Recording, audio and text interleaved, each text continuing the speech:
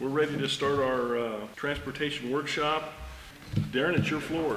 Good afternoon, everybody.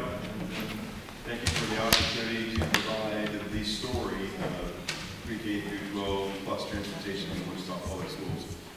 Fabian Armendariz is our director of the department. He is the local expert and has a wealth of good information and experience. So we'll look forward to working through this presentation. As Mr. Rode mentioned, there's a natural break about halfway through the presentation where we'll have some financial information. Susan and Fabian and I can provide many of the details for that, and we'll file through and make sure that we have all the questions addressed to this afternoon. So, with that said, Mr. Armendariz, the floor is yours, sir. Well, first and foremost, I want to thank you all for the opportunity to come and explain to you a little bit about transportation. It is a very complicated operation. Before I get started, though, I do kind of want to recognize a couple of people from my department. Julia Hutchison, who's sitting back there, she's our field services assistant supervisor, brand new to our department, is doing a phenomenal job. And then Jennifer Coates, she is the assistant to the department and also does a lot of technical work. We are nothing without our people. She is the true director of transportation for the department, honestly. I'm just a figurehead. They're phenomenal, and without them, none of this would happen. So thank you guys for being here. You need your cell phone number, Jennifer. Yeah, you're not stealing her. Today's agenda, just to kind of get us going, we're going to begin a little bit with transportation basics, giving you a little 101 as to how we operate. From the outside, when you see a yellow bus traveling through, it seems very simple, but the reality is it is a very complicated operation, and you'll learn a little bit more, a surface level of how we work. Then we'll talk about current projects, things that we're currently working on. After that, we'll move on to policies, and we're just going to highlight a couple of policies that highlight the work that we do. Obviously, there's about 8 or 9 policies that we have within there that we can tackle later. Then we'll talk about current challenges, things that we're currently facing as we're talking about contract and driver shortage in the future. And then we'll talk about future considerations and make a couple of minor recommendations. I am throwing a lot of information at you. So again, if you have any questions, please write them down, get them to the end, and then if after the presentation you also have any questions, be sure to send Dr. Thompson or Dr. Willamy an email, and they'll get them to us, and we'll get you some answers too, because I'm sure that there will be some aha moments even after that. So with that said, we'll get started. So a little bit about the basics and about how we work. First and foremost, we transport about 16,000 of our 51,000 kids a day. Since 2011, which is when I took over the department, that year we were at a high of 531 buses that we were running a day. We're down to 430 last year. Now, ideally, I want to clarify, we should be around 450, 455, but because of the driver shortage, we've had to go down to the 430. But even then, though, it's a significant savings of about 80 buses less that we're running through efficiency, some of the work that the people in the back are doing, some of it decisions that the Board of Education has made in terms of hazardous. So there have been some things that have happened along the way, the elimination of NCLB, that has created part of this reduction. But we do have efficiency in mind, and we work on that on a daily basis. We operate a 3-tier system, meaning that we have 3 different start times, 7 a.m., 8 a.m., and 9 a.m. In an ideal situation, a bus would serve all 3 tiers because we pay for buses by the day.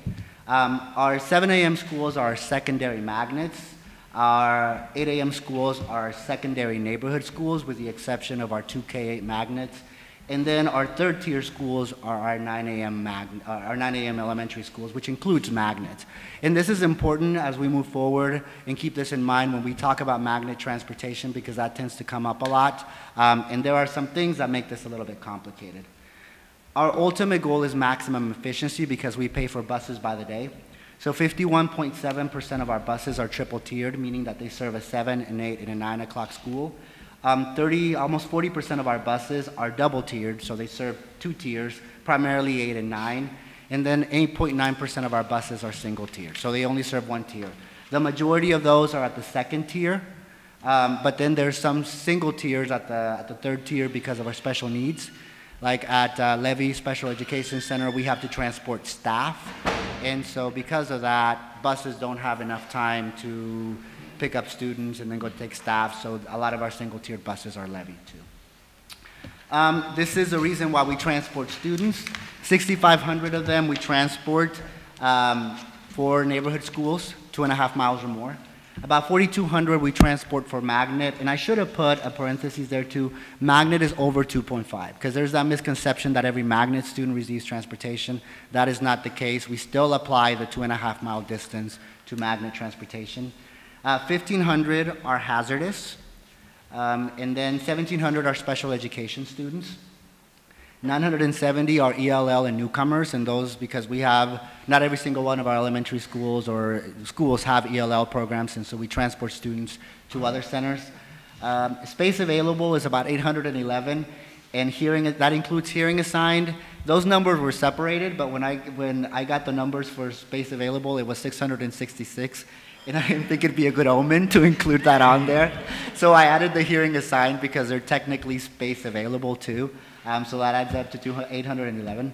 McKinney-Vento and ESSA. McKinney-Vento is our homeless program, and ESSA is our new program where we're required to transport foster care students to their school of origin. And so that's about 190 kids, and then 24 are ADA 504 students. I want to clarify, these are point-in-time figures. We pull these numbers in March, and whatever we have at that point is what we have, and that's what we report. But like our McKinney-Vento, we have students going in and out of that program throughout the year, so I'm sure that if we were to track every single student that comes in and out of that program, it would be a lot higher than that. The tier distribution, those are the number of runs or buses that we run at each tier. We run 255 buses at the 6:50 start time. Now will be 7 o'clock. 417 at 8 o'clock, and then 392 at the third tier. Our daily cost is really mandated by the largest tier, so wherever that number is highest, in this case the second tier, is what dictates our largest portion of cost. In an ideal world, those numbers would be balanced, so those almost 1,100 runs, we would run, 350, 360 runs at each level, because then that would minimize the number of buses that we run. And I'll talk about some of those challenges with bell times, but that would certainly maximize efficiencies. A little bit more about transportation. The daily cost per bus is the same whether a run or a bus is assigned to 1, 2, or 3 start times. A minibus, and this is the yearly cost this school year, a minibus costs us about $35,000 a year. A large bus is about $40,000. That is $223 a day for 158 days for a mini, $254 for a large, times 158 days. As you guys know, this school year we added 15, or we're going to add 15 school days to the school year next year. So that number is going to be multiplied times 15 and added to the 35 and the 40,000. And I'll give you a little bit more of a breakdown of what that will look like next year. The total number of routes is primarily determined by the largest tier, which in this case is the second. And again, we do have additional costs. Midday trips, which are our pre-K special needs runs that we run, those are extra. Alternative vehicles, which are the single student that lives way in the northeast part of the city, and it's cheaper for us to use an alternative vehicle than to transport him in a bus, is extra. And then the shuttles, like the kids that we transport to private and parochial, our special needs students that we shuttle between schools, that is an additional cost too. And we utilize Edgelog, which is a very robust scheduling software. We're not just plotting kids on a map and throwing darts at it. There is a method to our madness, and we do utilize a scheduling system to do this, to get all that done. So this is what a typical route looks like. And there is a difference between a route and a run, and I'll tell you the difference because it impacts cost. But this is what a typical triple-tiered bus route would look like. So the bus leaves the lot, which that is the north lot right there, and it would leave in the morning, pick up students along the way, get to Brooks Middle Magnet. If you look to your left, that is we would begin running the bus at 6:05 in the morning to deliver at 6:45. If parents call you and tell you, oh, my student has been on the bus for 3 hours a day, the reality is the maximum time that a student spends on the bus is typically 40 minutes. We might move that up to 45 minutes for the most part, but it's 40 minutes a trip. And that is standard throughout our district. That's how we schedule our buses. So then that same bus would drop off students at Brooks, would have 20 minutes of transition time to pick up its next student. Then it would pick up students along the way, and then get to Marshall Middle School. Again, 40 minutes, begin picking up students at 7:05, get to Marshall Middle School by 7:45. In this case, this would be a special education bus. Then that same bus again would leave, have the transition time, pick up students along the way, and then deliver at Spate Magnet. This would be a regular education run, again, another 40 minutes. Things to consider here. We maximize the usage of our buses based on need. So we don't have buses that are strictly designated to special ed or regular ed, which allows us to put the puzzle together and save money. Omaha Public Schools, for example, has their own separate bus fleet internal for special education. They contract out the regular education. They transport pretty much the same number of kids that we do, yet they spend about $10 million more a year than we do. And that's because when you have separate bus fleets, you need double the number of drivers, you need more mechanics, and you also, on top of that, can't do what we do, which means if a special needs student run pairs well with a regular education run, then we're able to do that. In this situation, 2/3 of that bus would be charged to regular ed, and 1/3 of the cost of that bus would be charged to special education.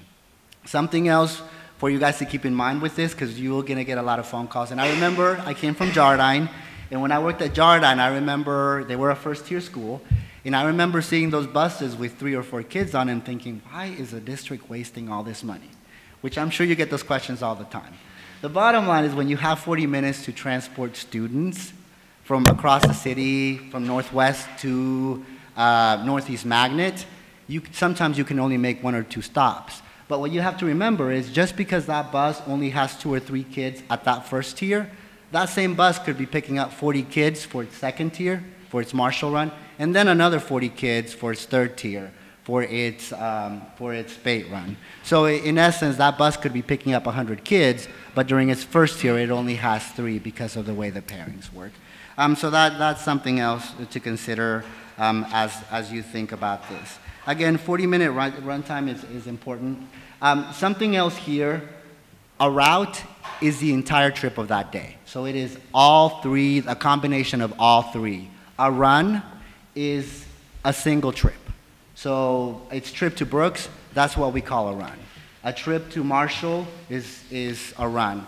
A route is the combination of all 3. So basically a route equals a bus in transportation lingo. So as we continue, these are some examples of our high schools. And if you look at this, every single one of those triangles represents a bus stop, and every single one of those lines represents a bus. This was Northeast Magnet at Southeast High School in March. And so Northeast Magnet is our largest busing school right now. We're running 72 buses to that school. As you know, with the location and because we transport students from all over the city, plus they're located in an area that's considered hazardous, so the kids under 2.5 also get transportation too. So we're running 72 buses, 65 regular ed and 7 special ed. As far as Southeast High School goes, we're running 47 buses. We should be running more than that, honestly, but because of the driver shortage, we were low. If you're seeing buses that are extending outside of the Southeast boundary, that is because of our ESOL program and also special needs program. Because we're running students and transporting them. They have a newcomers program, so we're getting students there. I often get the question, well, what does 72 buses parked in front of the school looks like? Because really, honestly, a lot of my counterparts in the state, most of my counterparts in the state, 72 buses is larger than their entire bus fleet. There it is. That's what 72 buses look like parked in front of Northeast High School. Again, there's a method to our madness. Kids know where they go within those lines, and it works pretty well for us. But again, that's what it looks like. As far as the other levels, here are 2 of our largest middle schools, Brooks Middle Magnet with 42 buses, and then Robinson. Robinson is an interesting place because they're a neighborhood school, but they also have the IB program, which is pretty much a magnet program. in essence. Minnehaha and Earhart are probably our largest busing elementary schools, 24 and 19 buses apiece. Earhart is a unique place because they not only have a magnet program, they also have a neighborhood boundary, and then we also transport students under 2.5 because they have a hazardous area. So they're a hodgepodge of everything, but that's what they look like. The first student contract, just to give you a little bit, this school year, 17-18, is year one of the first of a 3-year extension with first student. We're entering year 2 of a 3-year extension. The Wichita School District controls the amount of school days, which is why we were able to reduce the school year 2 years ago and now add it back on. I can tell you that the reduction of the school year hurt for student in terms of drivers in many ways because 158 days is already a short, that's the only pay they get. And so when you're reducing 15 work days, a lot of the people just couldn't afford to stick around with us and they left and went elsewhere. So, but again, we control it. The contract ties increases in cost to CPI, which is a consumer price index, but we have a floor and a ceiling. The floor, I believe this year is 1.5%, so the lowest, if the CPI is below 1.5%, then 1.5 is what we have to pay them. If it's above 3%, 3% is what we pay as an increase. This year, the consumer price index was 1.9%, so the increase to the cost is going to be will be 1.9%. So that's what it looks like. I showed you earlier how much we paid for buses this school year. Next year, our daily rate is going to go up for a minibus from $223.20 to about $227 a day. For a large bus, it's going to go up to $250, almost $259, which once you multiply that times 173 days, a large bus is going to cost us just under $45,000 to go. When you add the increases to both areas, you're looking at about an 11.6% increase to transportation once you add the 15 school days and the 1.9% CPI increase. So, and with that, I'm going to defer to Susan for this slide. Thank you, Fabian. I didn't want to hijack your presentation, but I thought this section right here was a good place to insert some key financial information related to the operation of the transportation program. And just a couple items of note. 4.2% of our operating budget supports student transportation, meaning that transportation is no small section of our overall operating budget. It does have an impact, and Fabian and his team do an outstanding job of controlling the spend in this area. If we go down on this picture, you can see the 2016-17 total expenditures related to transportation broken out into the regular ed component and the special ed component. We did this to show you the variance between the amount we receive in transportation state aid and our transportation expenditures. The first column, you can see that our total regular ed transportation expenditures, this is everything that hits State Code 2700 as defined by the Kansas Department of Education. Our spend is over $12.8 million. 11.5, give or take, specifically to transport students 2.5 miles or greater, and then another million or so for those kids that fall in those other categories. Our state aid that we receive for our regular ed transportation is just over $8 million, which means we're utilizing another $4.8 million in other funds to support transportation in this area. For special ed, the expenditures for 2016-17 were 10.5. We received around 8.8 in special ed state aid. Again, a shortfall of a little over $1 million there, $1.5 million. So all together, both components, we're supporting transportation with another $6.5 million of other funding beyond what we receive in transportation state aid. I didn't give you the 18 numbers yet because we're not finished with the fiscal year and we're still finalizing some first student billing, but we should be easily able to update these charts for fiscal year 18, and then we can do some forecasting into 19. But the 4-year history, if you look at the top of on the far right, taking both the special ed and the regular ed components, you can see our trend has been downward in total expenditures. and the state aid has been fairly flat. The expenditure story is well reflected in several pieces of things that have happened to us over the course of our 4-year history. Certainly, Fabian mentioned the challenge to find bus drivers has somewhat forced us to reduce the number of buses on the road, and I think his following chart kind of shows that history. So that, in and of itself, reduces the overall costs. Some changes that we've made to be efficient and to reduce costs because of overall budgetary pressures would include reduction in hazardous routes and those kind of decisions. But if you kind of look in the bottom right-hand corner, the real story here is the history of the fuel costs. Fuel costs impacted by both the number of buses on the road, but the cost of diesel fuel per gallon. And I put this chart on here because I think that's been very interesting to watch. Back in fiscal year 14, the average price of diesel that we were paying was $3 a gallon. In fiscal year 16, it was just a little over $1 a gallon. So we're now trending back up. We're right now sitting around 258 was today. 258. So you can see what's probably going to happen to us, not only because we're increasing the number of days, but because fuel costs are also going up. If I put fiscal year 18 up there, we'd be probably a little bit higher than the 23.3.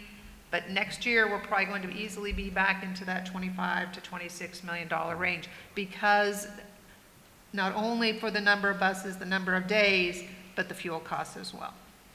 So those are just some interesting things to note on the financial indicators. And then put the little picture of what a large regular ed bus kind of equates to, more so to indicate that when we're talking about choices, we have that a bus is a real cost. We spend $40-some thousand. Will be almost $45,000 next year for a cost. But it also has an opportunity cost. If we purchase a bus, what do we give up somewhere else? And essentially, one of those choices obviously is teachers, but it could be any number of things. It's just important for the board and certainly our constituents, our public, to understand that for every dollar that we spend, it's a real cost, but it also is an opportunity cost. Something else we were not able to do because we spent in one area or another. So those were just a few things I wanted to kind of insert while we had a good place to put some financial information. Thank you very much, Susan. I appreciate that. Now is probably a really good stopping point to address some questions before we move on forward. Do we have any questions? Do we have any questions? We'll start with Cheryl. I just want to kind of get a feel for the increasing costs. Because you said next year you expect 11.9% increase. Does that include fuel?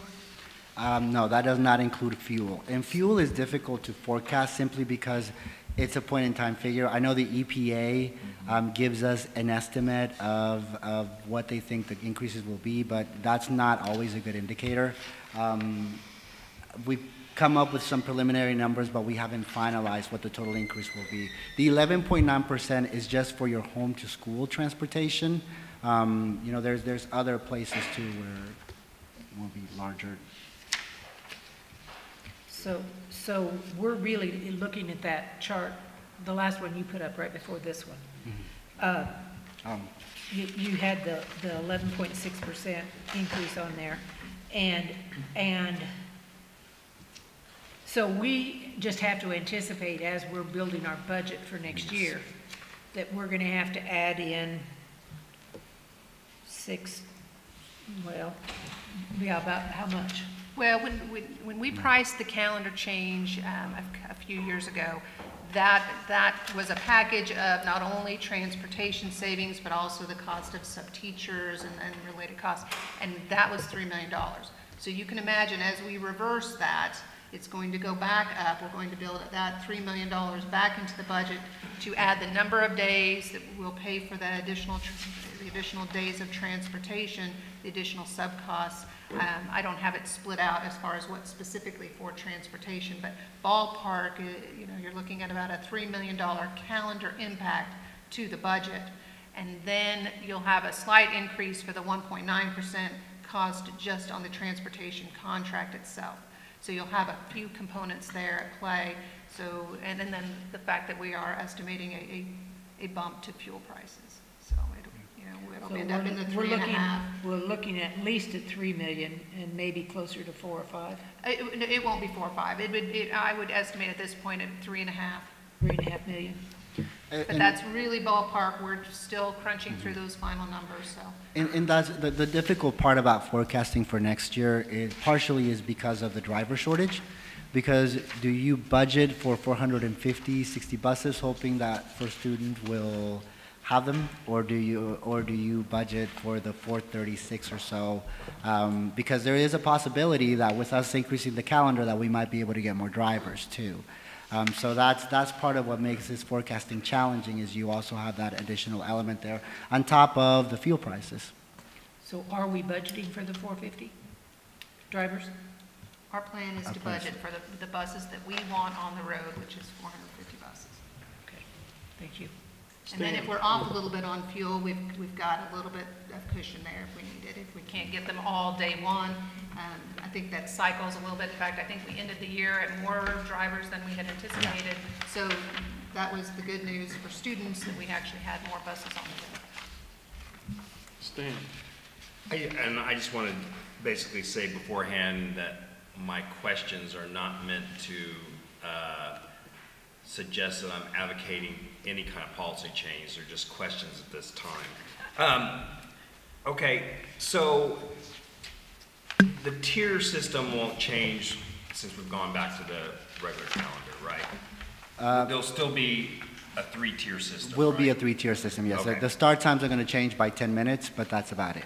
Okay, who defines the hazardous, what a hazardous route is? It is us or the state? It's you. It's you. The state does not require hazardous transportation. We have a district policy and it's been in policy for years. A few years ago, we came to the Board of Education to actually implement the hazardous policy as it was. We never made any changes to it. We just applied it. Right. And we had that reduction. But no, and there, I think I can show you what the policy is, but you control that, what that criteria is, and that is potential for savings there in the future. And then, and that's what I was wondering. So if we decided we needed to make some savings, we could change the definition of what a hazardous route is. Okay. You could, but I do want to throw an extra caveat there, because the majority of our hazardous is at the elementary level. Yeah. And so. And that's what I'm saying. I'm not advocating yeah. a policy change. I'm Yeah. just trying to make sure I have some basic understanding. Same kind of question with the 2.5 miles. If we could change, could we change to 2.75? You could do, because you dictate basically the distance. The state gives us reimbursement, and I have a slide that talks a little bit more about that in a bit when we get into the policies. But yeah, you dictate the distance. The state reimburses us for 2.5 or more. If we were to eliminate, just 100% eliminate, and again, I'm not advocating this. You're not going to throw kids under the bus? And it might be easier if we go through it, and I can come back to the rest. When we talk about policy, because the state only mandates you to transport within municipalities if they're over 2.5. So the only requirement, the only kids that by law were required to transport are, for example, the Bel Air kids that are attending a Wichita school. So if they live over 2.5 miles and they live in Bel Air and they're attending a Wichita school, then we're required to transport them. Vice versa, any Northeast Magnet kids that live in the Wichita municipality and are over 2.5, we are required to transport because it's over 2.5 and they're crossing municipality lines. But those are the only kids that by law we're required to transport. The state does say that a district can choose to transport students that live within the municipality, and we choose to do that. And the state does reimburse us for any kid that's over 2.5 or more. And so the school district could also, we could eliminate magnet transportation. I mean, we could say, if you want your kid to go to a magnet school, You could, with the exception of the municipality piece. Okay. So Northeast Magnet would always pose a challenge because the majority of kids that attend Northeast Magnet are students that are crossing municipality lines to get there. And then I was kind of following up on Cheryl. So, Susan, we're looking at basically a total cost increase of a 3.5. Right now, remember that part of that is not transportation related. Some of that's the teacher cost, that's calendar plus the transportation Right. contract increase. So, and that, like I said, super rough, we're still crunching through fuel. Is our so state aid still going to be close to 17 million? State aid will be So just the about fix flat. that they did in the legislature this year did not really substantially increase transportation No. reimbursement? We're in a hold harmless, so we won't receive less, but we won't see an increase in transportation. So our gap- Unless our numbers have significantly changed, and I don't believe they have. So our gap between state aid for transportation and what we pay is 23 to 16 right now. So we're looking at possibility, let's say state aid goes up to 17, rounded up to 17, and ours goes up to 26.8. So we're talking a $9 million gap between state aid for transportation and what we have to pay for. 8-ish, 8 to 9, sure. And then, am I also correct in, I mean, I'm throwing out some fairly radical ideas about like eliminating magnet or changing hazardous routes or increasing the thing. But our educators do tell us that the least efficient we make our routes, that there's almost a direct correlation to tardiness and absenteeism. Is that correct? Say that again.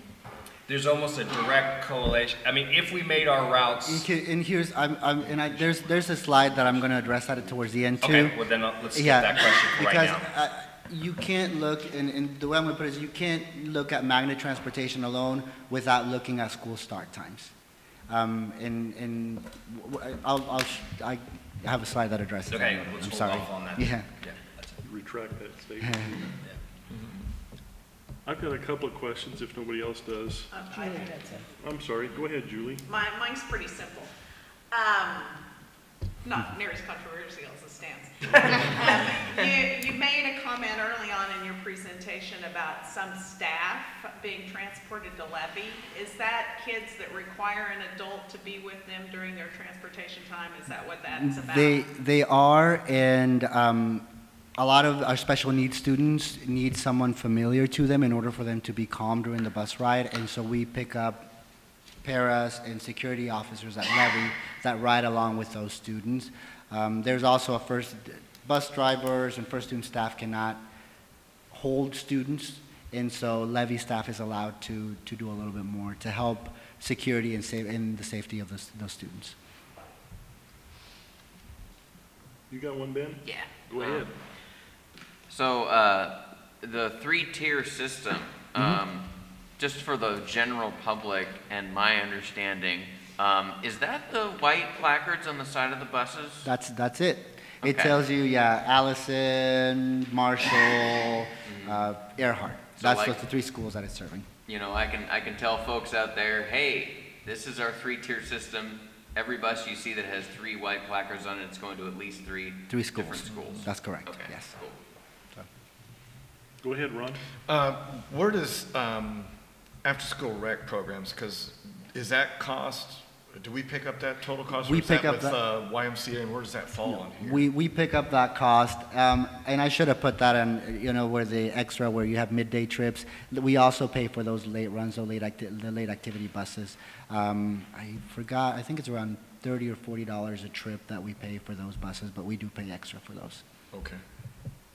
Go ahead, Ernestine. Do we have an extra cost if a bus is used in the middle of the day, say for a field trip?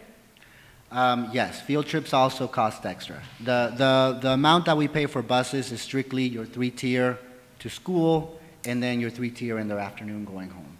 Anything additional is extra. So we don't get a bargain by saying, okay, we're going to have this bus all day, 3-tier and 3-tier, and using it for a field trip. We don't get a bargain No. cut rate, huh? That's the way the contract is written. I have a couple of questions.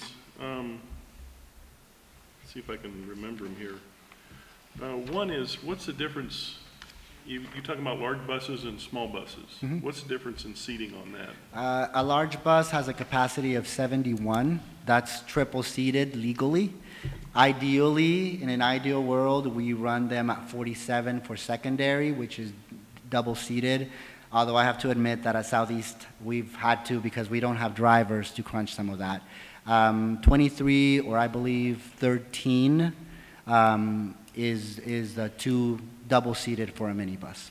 Okay, so there's a big difference in Yeah, the, it's significant. the number. And the way the contract set dictated how many buses of each we had initially, and so that's the fleet that we have. We try to maximize the usage of that as much as possible.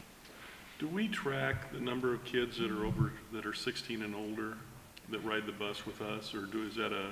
We don't. And a high school is a tricky scheduling situation because we have no way of tracking ridership and knowing outside of our, so we schedule every single high school student at the beginning of the year, and then after that, then if we get notice from the school that the students are not driving, or parents tell us at the beginning that they're not riding, then we take them off the rosters. But typically our high school buses are scheduled higher because we know that most high school kids won't ride, but parents refuse to let us know that they're not riding because they want it as a backup. If the car breaks down, they want to make sure that they have the bus available. So it's kind of a tricky, we schedule everyone, but then sometimes we don't know if kids are riding and who's riding. And we experimented with a tracking system via the student IDs. Our pilot didn't go very well, students just didn't react very well, and it became a tracking nightmare because a lot of kids don't have their ID, and then how do you check them into the buses? And so we've tried numerous things to try to get a take, and we do head count. So we do, after September 20th, ask every driver to count the number of kids that are on their buses, and that's how we determine whether we're going to have any space available seating after that point or not. Is there a way to, I guess I'm sitting next to Stan too much, I guess, but is there a way that we could charge a fee for 16 and older by board policy to eliminate some of the costs, because a lot of those kids would be eligible to drive and would reduce our cost, or is there enough kids that, and I realize you don't know that. I think you're getting into also your free and reduced, because you're not allowed to charge for free and reduced students. And we've had parents ask us for under 2.5, can I pay, or students that are on special transfers, can I pay? But bottom line, or can we make parents pay? But when there's a free and reduced, you're not supposed to charge for transportation if students are free and reduced. And when our population is 70% free and reduced, it wouldn't get us a lot. It would get us a And lot. Mike, you surely aren't suggesting that we should throw more 16-year-olds onto the roads. Well, as I get older, I guess it's more fun that way. No, I'm not suggesting anything. I'm just trying to get in my mind, because, like we heard, our budget's going to go up on transportation, which is going to cost us getting to do something else. And depending on what happens in the next couple of months, one bus could cost us a teacher that we dearly need, which if we have that many 16-year-olds plus, well, we could save a teacher. Would it be worthwhile? And that was the other question about the small bus versus the large bus. We've actually, we could run less large buses, but doesn't look like we can. yeah, So. no, we tried. Actually, we worked with our IST department as part of the enrollment process at the beginning of the year. Parents are supposed to dictate, and it asks them if they qualify for transportation, yes or no. I intend to take advantage of it. And we've gone by it every year, and I can tell you that probably 25% of the students that we take off our rosters, we end up adding back on, because at some point or another, parents want that service, and it's a backup. It's a backup for a car breaking down, or. I think that we ought to ask the teenagers to pay to get to drive their cars, and then we put that in our buses. There you go. Because they would go to great lengths to find the money to be able to drive to school. Though the trend is among 16-year-olds to rely less and less on cars. So, This new generation's different, but that's a whole different site. So. yes. I don't think so. Are there any other questions? Thanks. Let's go on.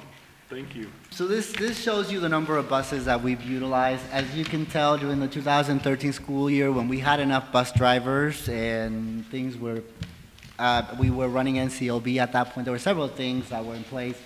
We were over 500. Over the years, we've dropped. 2014 was pretty steady. You can begin to see the driver shortage right there in the 2014-15 school year. That blue line right there, and we started out okay, then it started to get really tight, and we were trying to figure out what was going on.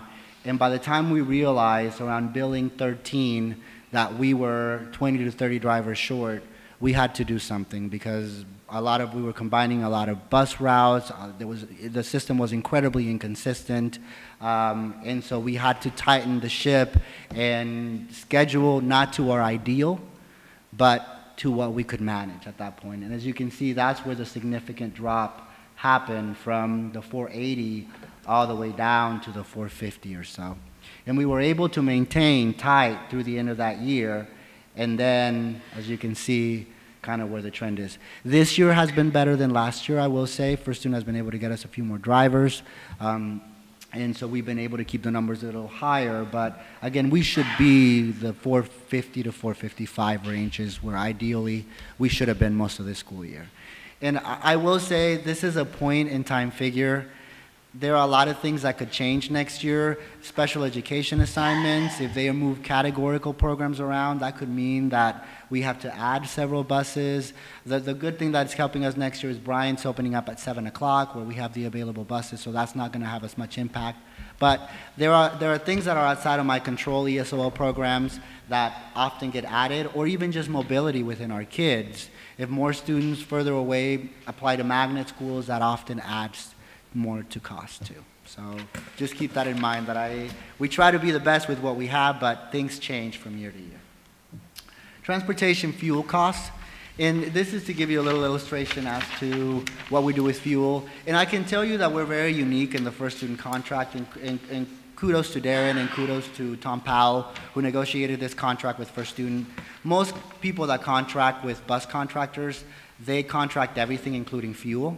And so whenever usually CPI prices don't go up, fuel prices go down, and so the contractors are able to take advantage at least of the savings in fuel.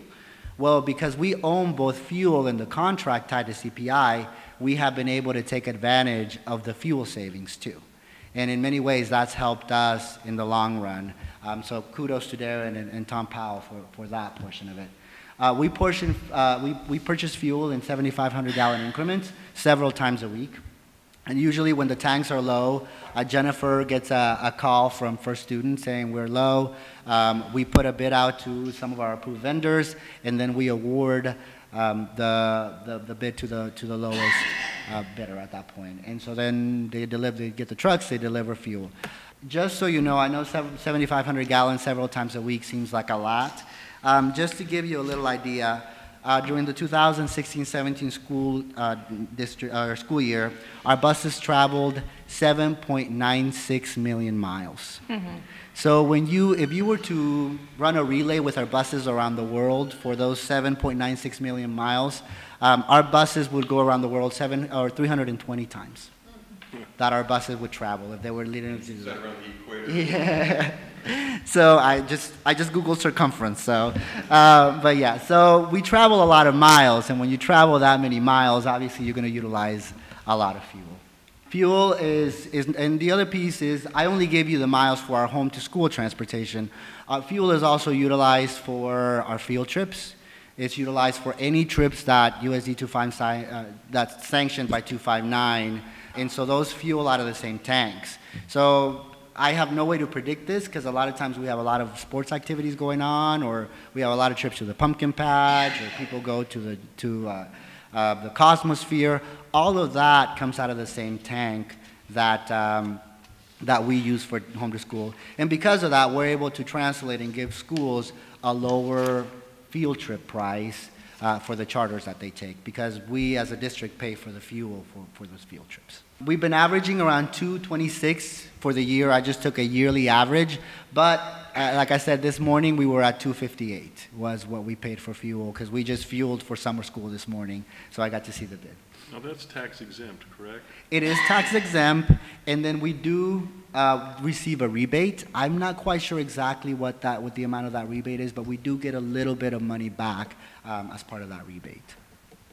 And then the EPA expects for fuel prices to continue to climb onto next year, and that speaks to what Susan mentioned earlier. First student, and this is just a slide because we've had a driver shortage, so whatever we can put out there to help promote driving a bus is here. Starting wage this year was $14.20. Next year will go up to $14.65 as part of their contract with the Teamsters. Job requirements, good verbal skills. You have to be at least 21 years old, so our high school graduates can't drive a bus. You have to have a valid driver's license for at least 3 years and be subject to a background check, drug screen, and a physical. The application process is as follows, and it's very, honestly, I do think in many ways we put our bus drivers through a more complicated hiring process than we do our own employees. But they submit an application online, they go through an interview process, go through paid training, which is 2 weeks worth of training, both classroom and behind the wheel. After that, when all that's happening, first student has their own background check and a driving record check that they do. Then we as a district run them through a KBI check, make sure to check criminal record.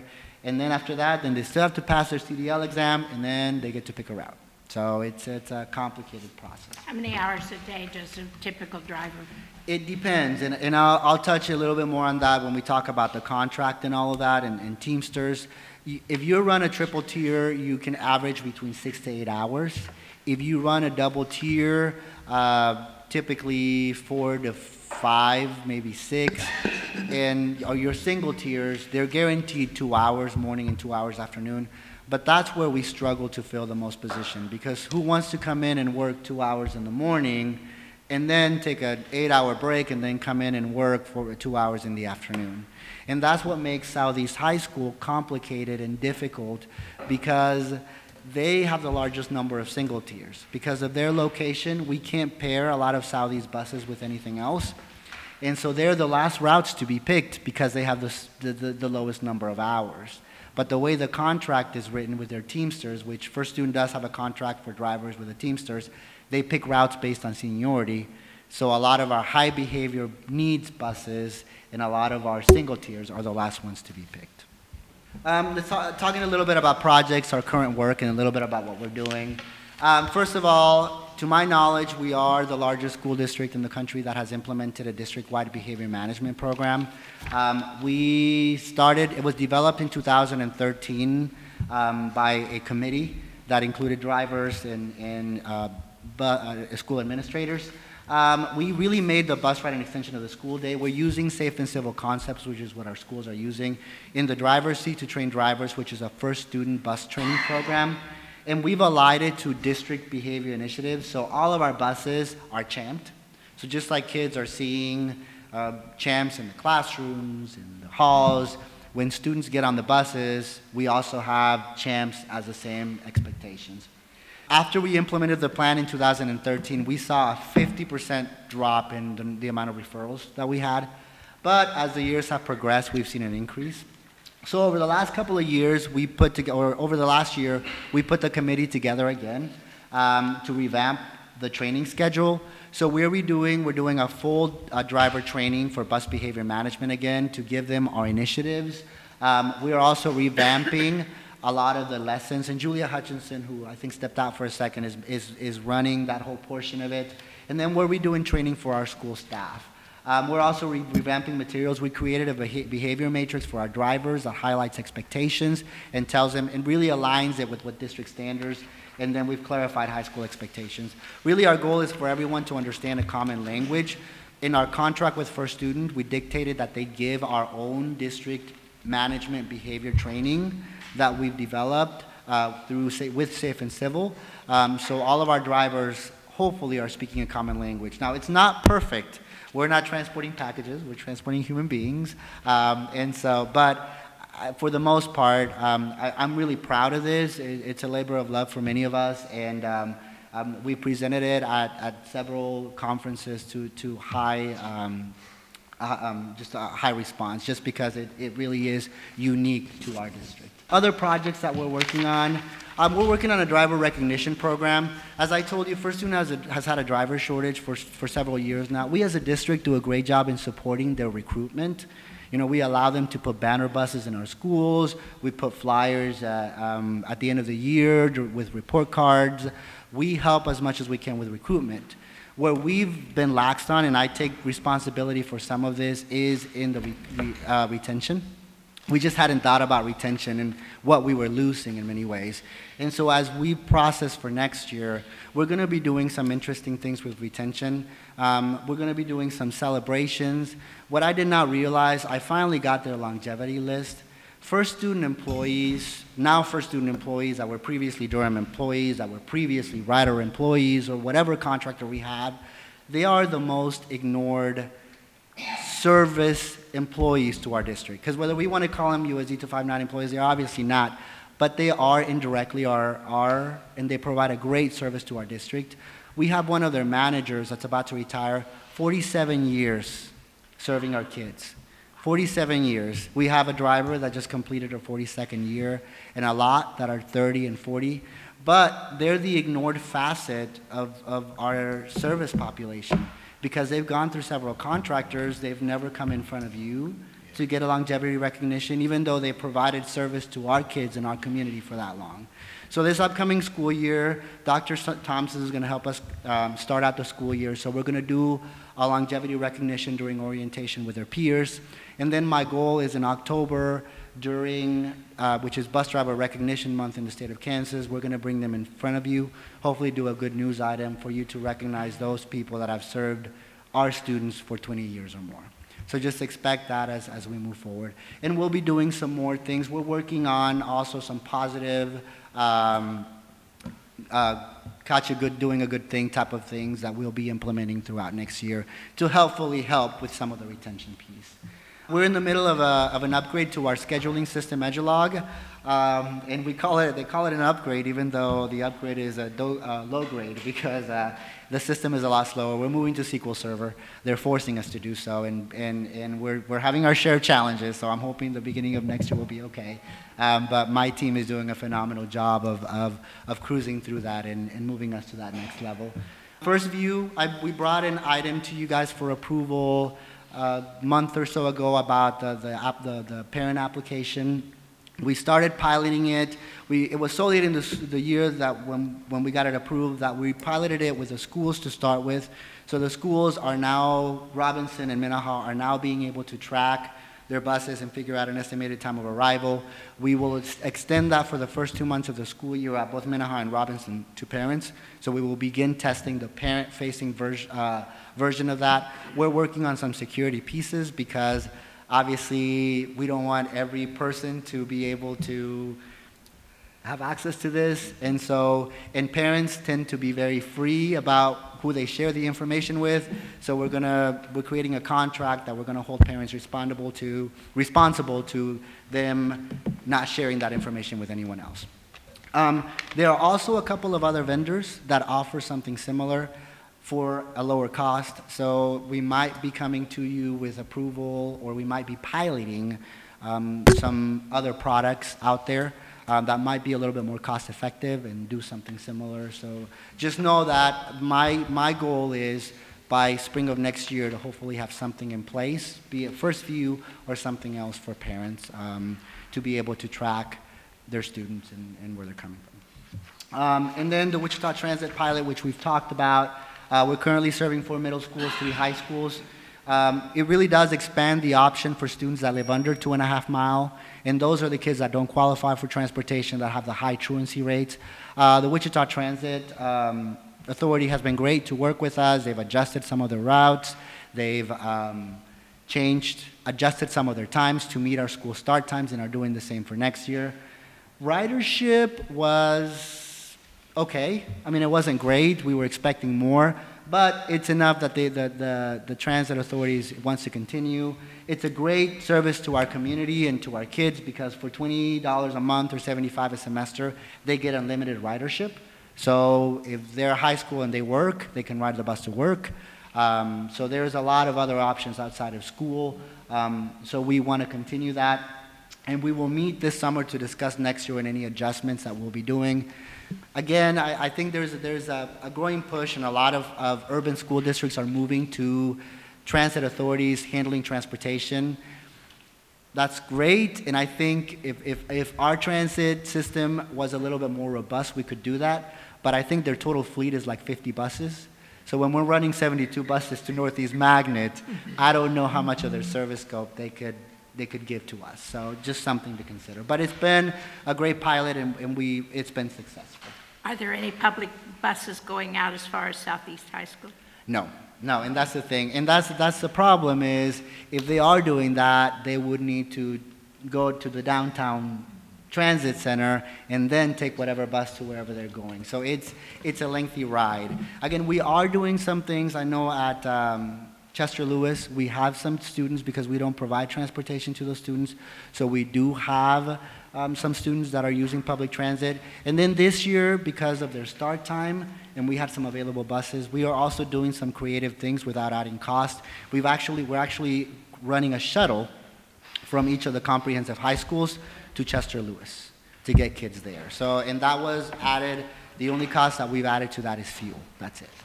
When we talk about our policies, and this is where I get a little bit more, as I mentioned earlier, statute 72-803 talks about the requirements for transportation. The only requirement is to transport kids from outside municipalities. School districts can choose to do so. 7300 is our policy that safeguards transportation for our district. And we have chosen for that policy to transport every student that's over 2.5 miles or more from their base or address assigned school. And that's our policy. Obviously, special transfer students that choose to attend a school outside of their boundary, that's not a magnet, don't receive transportation. 7300, a little bit more about it. It defines the reasons to transport students as A, distance, B, integration, which we still transport as choice. We have the AAA, the assigned attendance area, and at the elementary level, we're still giving students choice as to go to their old busing assignment. And so we are spending some money there. Special education, based on definition, 7303, and then safety, which is hazardous. It also defines the criteria for bus stops, and this is another opportunity, Mr. Reeser, where there could be also some additional discussions about changes to service. First, home stop. It defines home stop as special. This is how long it's been since we've updated this policy. It defines home stops as special ed students only and noon kindergarten. Well, we haven't had half-day kindergarten, what? Long time. Yeah, so that's how long it's been since we've updated this policy. Corner stops to Head Start and AAA students. And then it also defines the walk distance to stop. And this is something that because we're very unique, we have a very small distance to stop. So for elementary students, the maximum amount that they walk to a bus stop from their home is 2 blocks. And we measure that as 0.15 miles. For secondary is 4 blocks, which we measure that as 0.24 miles, and that's our standard. There are districts that make students walk more, a lot more than that. When you think about our students that walk to school, why is a student able to walk 2.4 miles to school? And they do, yet if you qualify for transportation, you only walk 2 blocks or 4 blocks. So in some ways, there's some, and again, we can continue to operate as we have. There's districts that have explored. I can tell you that if we increase the walk distance to stop, there's some savings there. It's not huge because when you're having that bus transport from Northeast Magnet all the way out to Northeast, you know, when you're talking about kids walking 2.5 miles, when you have a 10-mile distance, you're still going to have to transport the other 7 miles. So, but there are some savings there. These are the other policies that we are in the process of tackling, and I'll explain a little bit more about that later. I won't go over them in great detail. Some of them need to be deleted. The hazardous policy is P7330 that defines hazardous transportation, and that is the one that was implemented and really is up to date in terms of application. So anything more that we do with hazardous would require a policy change. Again, this is our future work, our current challenges and things that we're facing that are going to guide our work through the future. First, driver shortage. As I mentioned, we started the year with 30 drivers short. We ended the year a little bit better, 29 short. This does include a pool of surplus drivers. As a contract, we require about 10 additional drivers, a surplus, to be there as standby. And so those 29 do include those 10 that we need for that. Then because of that though, we've had to make some adjustments. First of all, field trips. We've limited the times that we allow schools to have field trips for the most part, with the exception of anything that's strictly academic needed or sports related. But from 9 a.m. to 3 p.m. is the free standard when most schools need to schedule field trips. If it's during our run to school or our deliveries home, we don't allow field trips unless it's pre-approved, and that is because we don't have the drivers for those field trips. And any driver that we pull to do a field trip is one less driver that we have to drive the route. We've also consolidated runs, and we've had to consolidate runs again to capacity figures that are within legal limits but that are not ideal, especially at the high school level. And then we've also had to schedule some buses to arrive later. I'm not saying late because we deliver in the morning 15 minutes. We're supposed to deliver in the morning 15 minutes before school starts. But in some instances, we've pushed that up to 10 minutes because we needed to crunch, or otherwise we were going to have several buses that were going to come in late. And so, and for purposes of consistency too for our kids. It's not ideal, it's not what we want to do, but when you don't have the people to drive the buses, you've got to do some things outside of the box. Daily driver attendance concerns, and we have had some attendance concerns amongst our drivers. First Student has implemented some incentive programs that have worked slightly. It's interesting, and often it's kind of a ordeal. You work 158 days a year, and you don't get paid for the days that you're missing, but we still have people that miss quite a bit. The Teamsters Union, as I mentioned, they pick their routes based on seniority, which creates challenges for us not only from the single-tiered routes to our buses with the high behavior management issues. I can tell you there are schools that are the last one to be picked during route pick because they are the schools that traditionally have the highest behavior, highest neediest population, and the highest behavior issues. We've done some things from our end that we implemented with the bus behavior program. Like we are paying for a pool of 5 aides per lot that we are our cream of the crop aides that we are using in our high behavior need buses. My goal for these people is for them to come in, we put them in a bus that's having issues, they come in, they structure the bus, help the driver gain some tools, and then hopefully that happens within a couple weeks to a month, and then we move them somewhere else. If we could pay for an aide to be in every bus, and that's Darren's push, because of the behavior management issues that we have, when you think about driving a bus, and you think about just the road in itself and construction near Southeast, and then you are putting 50 high school students packed to the gills in a confined space, it makes it challenging, and there's some behavior issues. And for some of our high school populations and for some of our high behavior schools, you're picking up a lot of neighborhood challenges and disagreements, and you're confining them in an area. And so we've tried to do some things with the behavior management program in some pieces, and we continue to do that. But that in itself challenges us. The idea has come up, do we want to? And I have First Student checking on whether we could potentially pay a little bit extra for what we would call a high needs route or something like that, some of the most challenging bus routes that traditionally have issues, and there are some that have for years.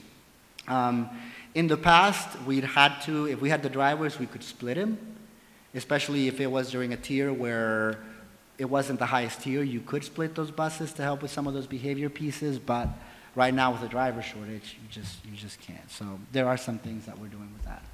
The applicant pool quality has also changed. we have quite a few people that apply, but by the time we get through the drug screening and we get through the background checks, we lose a large percentage of, I think they said 40% of their application pool is lost somewhere along the way. And as you saw, it's a lengthy process to become a bus driver too. They do have paid training, which does help, but again, that has shifted, and it's also shifted our mind in terms of training for drivers too, because we're no longer getting retired Boeing employees. We're getting different segments of our population that may require a little bit more training in terms of behavior management, and we are bringing some of that in throughout the year. Limited options for pairing, again, because of the driver shortage. And then we have an increase of mechanical issues. Our buses, when first student came here, we had brand new buses. Now all of our buses, because they were all brand new then, are all the same age. And you know, when you have 8, 9-year-old buses, we're having more breakdowns too. And there is a liquidated damages system in place, and mechanical issues is part of that. And I can tell you that my team tracks a lot of those liquidated damages, and we do send those on through first student. So. Additional challenges, cost savings versus what's best for students. As I mentioned earlier, and I think that's the key question, I could have this system, we could balance out the tiers and have this system running, probably cut 40 to 50 buses, but is it going to be what's best for kids if we do that, to have kindergartners waiting at a bus stop at 7:05 in the morning? Dr. Covey, in one of his books, talks about the sweet spot. And really the reality is, for us in the transportation world, is finding that sweet spot between efficiencies and what's best for kids.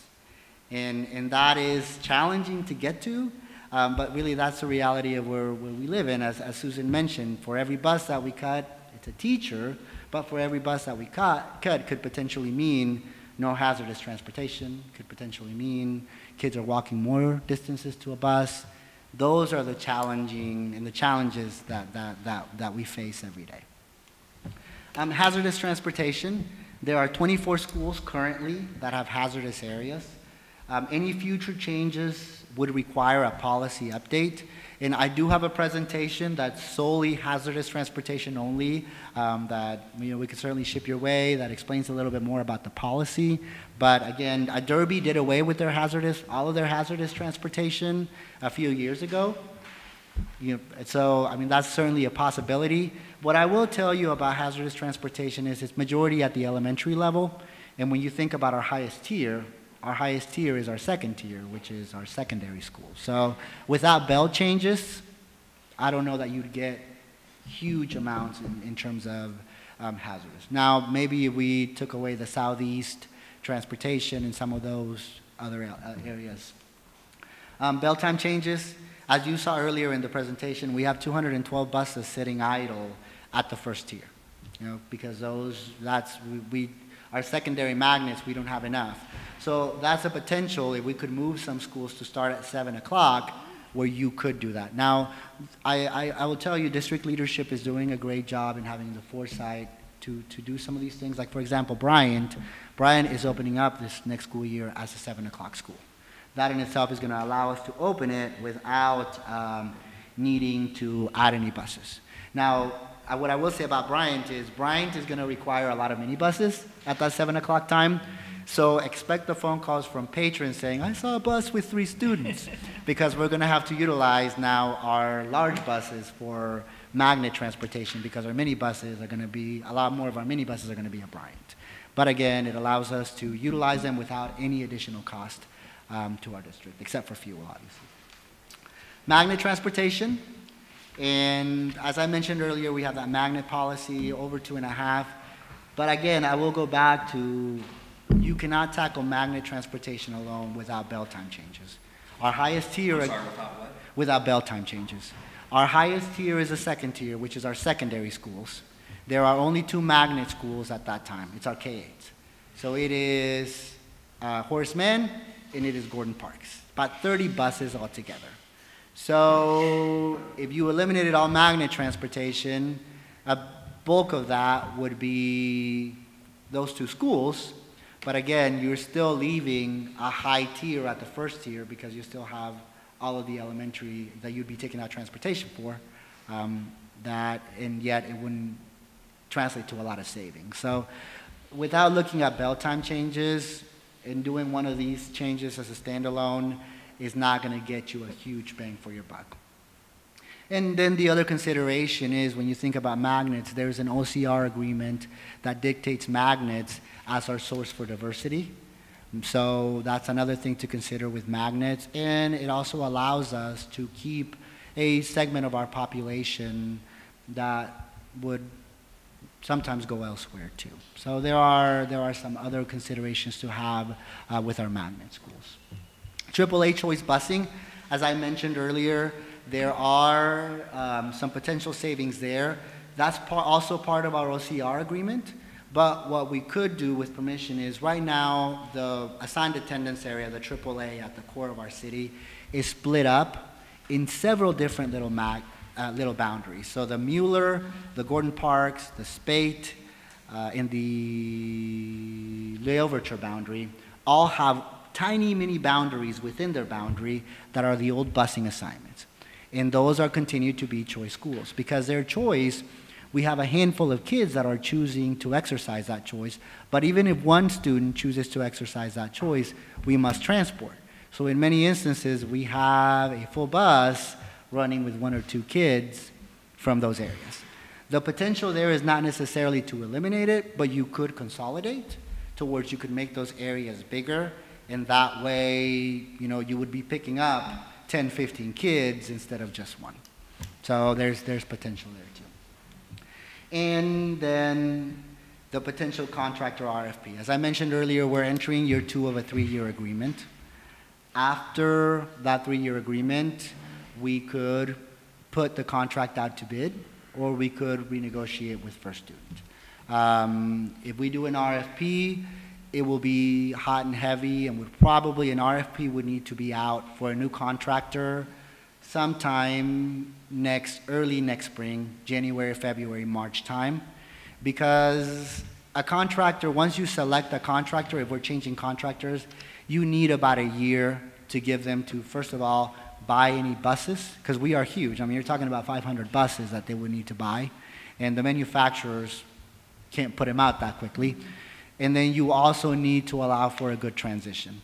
A transition with bus contractors, even though you keep a lot of the same people, and that's why I think it's important for us to do those incentive and longevity recognitions on the contractor side, because you need those people to stay around to make that transition even smoother. And so we would need to award some sort of a contract, I would think sometime next late spring, maybe early summer at the latest, in order to allow for a smooth transition. So with all that said, and I've thrown a lot at you guys, it really does come down to one question, and it goes back to that efficiencies or cost savings versus what's best for kids. It comes down to what do we value in transportation as a school district? What do we want? So do we like technology integration? Do we want magnet busing? Do we want buses running on time? Cost savings? That 2-block distance, the 4-block distance for secondary? Hazardous busing, AAA busing,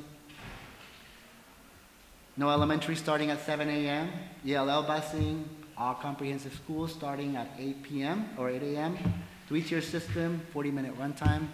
Those are all things that could be tweaked and touched that could allow for some cost savings, but there are, again, some fallback in all of them. So one question is actually 10 questions. Yep, pretty much, pretty much. But it paints a good visual of all the complicated things that go into transportation. So here are some recommendations and future considerations and things that Dr. Thompson has been supportive of us moving forward with. The first and foremost is reconvene the Policies and Procedures Committee. That's the policy that evolved from the Hazardous Committee that looked at the hazardous areas when we implemented the policy. And so our goal is to reconvene a committee this fall. So first thing this fall when we begin the school year, it's a committee composed of stakeholders from people from finance, our secondary and elementary office, our assistant superintendents, some principals of high impact transportation schools, marketing and communications, members of my department, so that we could really look at several things. We would begin meeting in the fall of 2018 to complete a comprehensive policy review. I've been sitting on some policy changes for probably 3 or 4 years. We waited on them because we wanted to implement the hazardous policy and for people to understand that we were implementing the policy and not changing anything to take away busing. And so now that we've implemented the hazardous policy, it's time for us to really look at some of those policies. So this group would complete a comprehensive policy review. They would review current operating procedures for my department. I may talk like I know a lot, and I know quite a bit, but I'm not an expert in many ways, and sometimes it's good to have that outside perspective to look at your procedures and to give you some ideas as to things outside of the box that maybe we hadn't thought about. Explore cost-saving ideas, and there are quite a few, from going from a 3-tier system to a 6-tier system to, you know, looking at some of those questions that I brought up earlier. Make contributions and approval to the RFP. So if we choose to move forward with an RFP, this would be a policy that would help prioritize some of those things that we would need in an RFP. What technology do we want? How many buses do we think we'll need? What are those things what type of equipment? All those things that are needed, because an RFP of this magnitude for a district our size with a single contractor is mammoth. And so we need to run some things by stakeholders.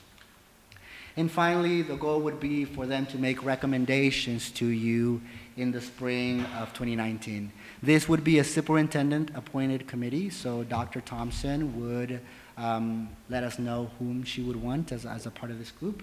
But that is kind of our goal moving forward as we're looking at budget going up, and it's the right time in the contract, the first student being close to ending, it's the right time for us to reconvene in policies to look at our operation and make some recommendations. So this is our goal moving forward. Now, an immediate thing that we are bringing to you, this will be June 28th. At the June 20th BOE meeting is when we bring our annual transportation approval items for you to bring. The first one is first student, the first student maximum expenditure item. So that is when we bring to you the behemoth of approval for spending for first student. I don't have the exact amount yet because I haven't crunched the amount, because this includes not only my home to school transportation for both regular and ed, but it also includes field trips. I don't manage field trips, so I had first students send me a compile of all the field trips that we ran, and we're going to estimate how much we think we'll spend through June. And so it'll be in the mid-20s range approval item, because it also includes, like I said, field trips. It's everything that we use first student for. So expect that to come your way, and any other transportation needs that we have. I have interim healthcare will come your way too. That is a contract for nurse services for our buses for special needs students, those students that require a nurse to ride with them on the bus. Edulog, our annual renewal for our scheduling software, and that includes scheduling, includes EduTracker, which is a GPS system that we utilize internally to help efficiencies with our bus runs. Web School Assistant, which is how our schools access bus information. They have access to them via that. And then Web Query, which you guys know as WPS School Finder. It's an Edulog product. That's what we utilize for if parents want to go in and type their address to figure out what their base school is. That's what they use. And then finally, it's an approval item for the KBI background checks. Even though First Student is a company and they run them through their background checks, because they're a private company, they can't utilize the KBI system. Because we are a public institution, we're able to run potential employees through a background check, so they funnel all of those checks through us. So that will come your way too. With that said, I threw a lot at you guys, and I do want to highlight our vision, because we took cue and to what our district is doing with our vision, and our vision is really to transport students to and from places where they will be empowered to dream, believe, and achieve. With that said, thank you all very much. I guess we'll take questions. Well, you were quick, Stan. Yeah, I think being on the transit board also makes me think about these things. And speaking of that, as you know, the transit authority has a new director. I've already kind of had to sit down with him, and you know, it's like you said, they have 50 buses. There's very little they can do for us, really. Now, when you have a meeting scheduled with them, will you also discuss some bigger pictures other than just the transportation issue of our middle schools? And I think I can say the new transit director, I mean, when I first brought to him, I was talking to him about the 3 high schools and the 4 middle schools we go to. His first reaction is, well, why don't we just do them all? And of course, Yeah. so I think there's still, it's like, well, yeah, we'd like to, but I think his philosophy, and I only bring that to you because I think his philosophy is he would like to see expansion. Now, whether he can and we can pull that off, I don't know, but it's good to see that he thinks that way. And then, so my question is, if a driver works 3 tiers in the morning, 3 tiers in the afternoon, what is their annual income? I do not have that for you. I can get that number and send it to you later. Okay. Will that work? We'll base it on the 14.20 an hour. We'll start there. Yeah. Yeah. How many days? We're going to go up to 173. So that, and we're hoping that the going up to 173 will help with that recruitment. Maybe because first more days. student could just tell us what their average, Salary is? Okay. well, it's not just average salary, it's like, well, I mean, that would be my very first question, is if I wanted to be a bus driver, was how much can I make a year? Okay. And if you're talking about how much per hour, and then you're splitting it up in 2 tiers, then it gets lost of how much do I actually make in a year. Okay, let's see, sorry. Do we know what our rate of delivery, our late delivery is? I don't have this year. In years past, I think we've been in the 90s, like 95, somewhere on there. It's significantly high. The thing about it is we hear from the best Oh, yeah, or the worst. I understand. Yeah, it's around 90, 95 was what last year. I'll get that exact number, the on-time performance for you too. And by definition now, that does give them a 5-minute. So Yes. yeah. Yeah, I'm not talking about whether I'm talking about what I would define as late as actually missing the bell. Like after the bell, right. Not if if somebody has to rush to get there, or, you know, kind of jog to get to, but, okay, okay, and then on, I'm glad you put on there, number one, this overall presentation was very good. I really appreciate you. Very succinct and very in perfect order. And you're right, I'm glad you put on there cost savings versus what is best for students, because that truly is the question. Because we could, and that is what my question is do we know what it would take to reduce the transportation budget by $4 to $6 million? Do we already have strategies in place? And again, I'm not advocating that we do this, I'm just saying, do we have in place, if we knew we wanted to close that gap between what state pays versus what the taxpayer pays? I can come up with some ideas. I certainly can. In the past, we've ran some wild and crazy ideas. I mean, your first order of business will be the bell times. That's a given. Those 200 buses sitting idle at 7 o'clock, that would be the first time. But yeah, we can certainly look at but again, I think in the past we've relied on you or a committee to give us some priorities as to what you're Right. willing to do. Yeah. So. Because, I mean, you mentioned explore cost-saving ideas, but then it says the recommendations to the BOE in the spring of 2009. That's going to be too late for this budget. If we wanted to move toward more efficiency versus convenience, if we did that, if we moved quickly on that, what would it mean for this year's budget? I don't know that. And I'm not saying that you should go out and work on this right now. Yeah. I'm basically just saying, I was just asking, do we have a contingency plan if we wanted to cut $4 to $6 million out of the transportation budget? I can come up with them. I can come up with them, but... But it'd be based off kind of older ideas and things that you've known before what would save. Yeah. Okay. Yeah, and the thing about it is, I think by policy, no, that's just hazardous, but we've never traditionally taken transportation out in the middle of a school year. And typically, if we do, like when we did hazardous, we sent letters, 2 months in advance, letting families know, just because it makes it tougher, but that's certainly a consideration. That's all the questions I have, but if you could get me the late rate. Uh-huh. That makes sense. On-time delivery. What a positive, Mr. Rhodey. Is that correct? Yes, Questions need to go to Mr. Rhodey. yeah, Okay, very good. yeah. And then what was the other one? I'll make sure they get disseminated out. Salary, average salary. Oh, salary. Now, one thing that he's talking about before we take any more questions, I know that if we try and cut too much out of the budget, that First Student could pull out of their contract. Isn't that what we ran into when we changed our school day length? It was a problem along those lines.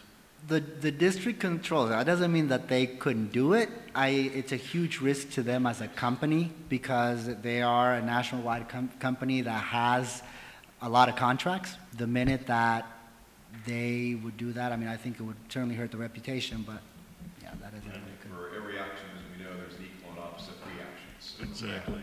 And the unintended consequences of those decisions, Yeah. which we've Right. had happen for several years. Okay. Any other questions? All of them. Let's start with Ernestine.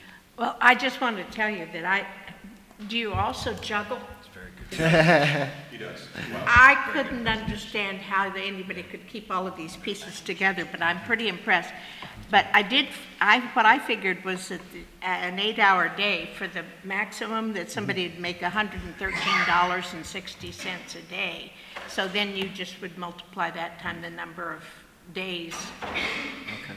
That's what I figured. I'm just pretty impressed at all of this pieces and parts and how they go together. But is there any way,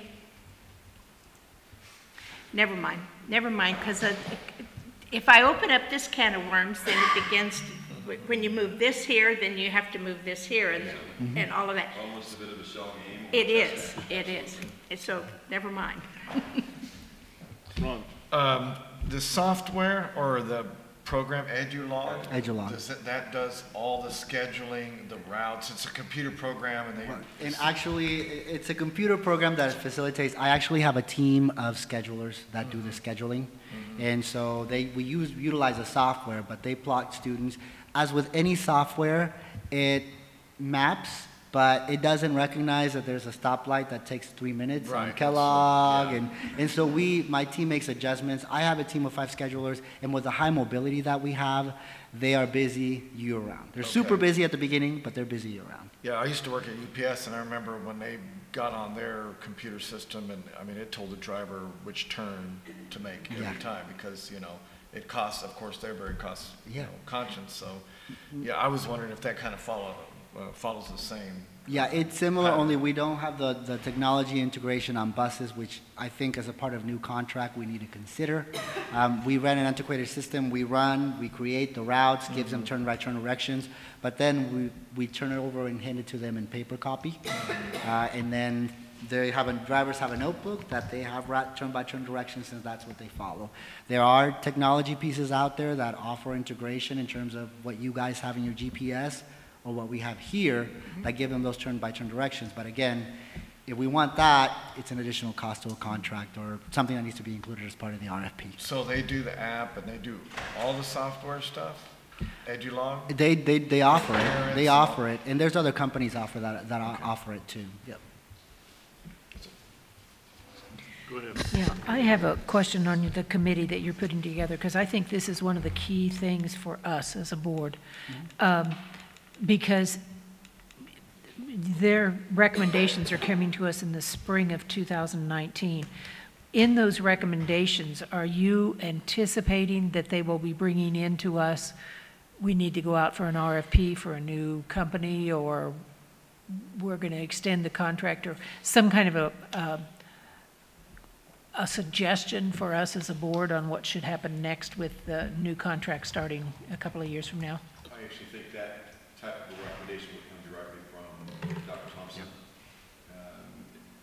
This particular committee, as you see, really reviews the policies and our procedures to ensure that we have an appropriate flow and what adjustments can be made, what ideas are floating around in their minds, as well as what they're hearing in the pre-K through 12 public education industry.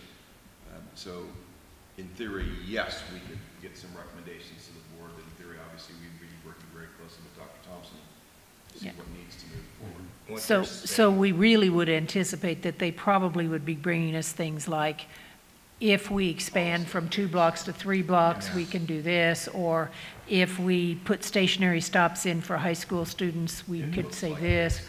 Yeah, so that's kind of what we would anticipate having, and then from the superintendent get that, we're ready to move out to an RFP or not. Yeah. Yes, ma'am. And then once we move to an RFP, if we chose to go there, then this committee could help guide what our needs, priorities would be for that RFP. Okay, so this committee is going to be a standing committee through this coming school year, but very well could be extended into the next year as we're moving into Yes. the whatever's Yes. decided. Mm-hmm. Okay, thank you very much, because I think as a board, I really like the idea of having a committee giving us some bigger picture ideas of what needs to be happening. Okay, great. So thank you. Excellent presentation. Thank you very much. Thank you. Go ahead. Okay, all right, do we or can we provide non-financial sweeteners to bus drivers? Like maybe for their own kids that attend the district? Yes, First Student can do that. Okay. Our contract is with them, so they are responsible for their employees. Okay.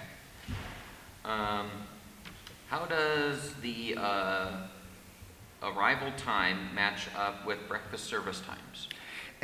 As a matter of fact, we adjusted the times to allow students to, the start time in the morning to allow students to have breakfast. So that's the reason why we're doing 15 minutes. I think, Cheryl, you remember it was, prior to me getting to the department, it was 10 minutes. 10. Yeah, and I kept hearing from principals, so we just moved everything back 5 minutes in order for us to be able to accommodate those students that rely on our breakfast as their first source of the day. So we are accommodating that. Yeah. And then, where should we direct constituents with specific complaints? The Parent and Student Support Center or another? Fabian's cell number is... Yeah. No, and honestly, I'm the mediator between First Student and the district. Jennifer is my first line of defense, and then we go from there. And so please send them my way. That's what we're here to do. That's why I manage that contract.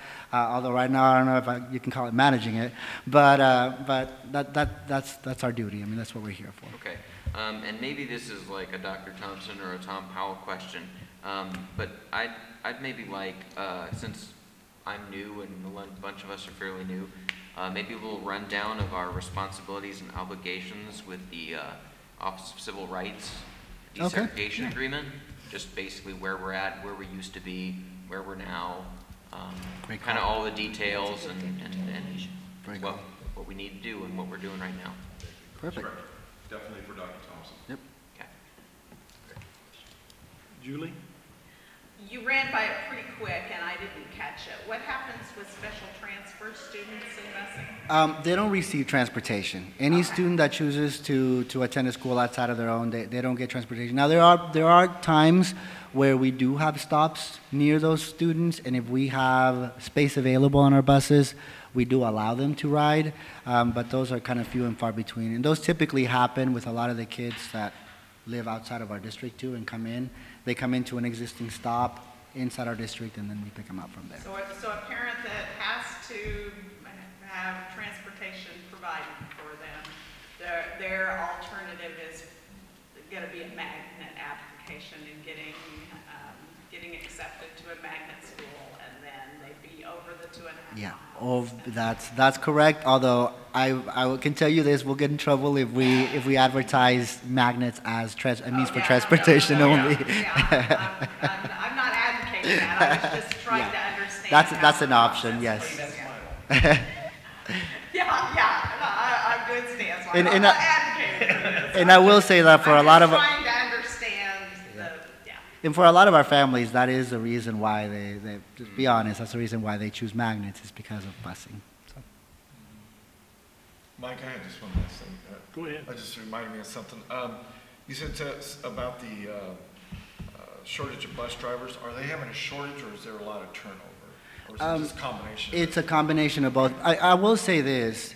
This is an issue that is not unique to Wichita. Mm-hmm. There is a bus driver shortage nationwide. It is one of those trades that, for some reason, it used to be a lot of retired employees, and they're not coming into the workforce as much as they used to. It's just driving a bus is not that desirable. And so the entire industry is shifting. When I go to conferences, that is the #1 topic of conversation. So it actually hit us later, because a lot of districts were talking about it back in 2011, 12. And the thing about it is it's our local economy. When the unemployment rate is so low, jobs like this tend to be the last ones to get filled. And yeah, we were helped by the aerospace industry and what happened. Julie Hedrick's retirement celebration, the first thing I said to her was, "We need you as a bus driver," and she will have to tell you what she said. I even had a vest ready for her. She said, "Give me 3 of those buses." She was polite. Well, I can add to that a little bit. As an ex-owner, we hired 7 truck drivers this year, and we have 1.